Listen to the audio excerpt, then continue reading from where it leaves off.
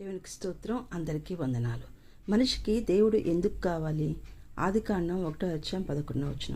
దేవుడు గడ్డిని విత్తనములిచ్చి చెట్లను భూమి మీద తమ జాతి ప్రకారము తమలో విత్తనములు గల ఫలమిచ్చు ఫలవృక్షములను భూమి మొలిపించుగాకని పలుకగా ఆ ప్రకారమాయను. భూమిలోంచి వచ్చిన చెట్లను భూమి నుంచి వేరు చేస్తే కొంతకాలానికి అవి చనిపోతాయి. ఆదికాండం 1:20. దేవుడు జీవము కలిగి చలించి వాటిని జలములు సమృద్ధిగా పుట్టించుగాకని పలికెను. నీటిలోంచి పుట్టిన జలచరాలను నీటి నుంచి వేరు చేస్తే అవి బ్రతకలేవు, చనిపోతాయి. ఆదికాండం 1:27. దేవుడు తన స్వరూపమందు నరుని సృజించెను, దేవుని స్వరూపమందు వారిని సృజించెను, స్త్రీనిగాను పురుషునిగాను వారిని సృజించెను.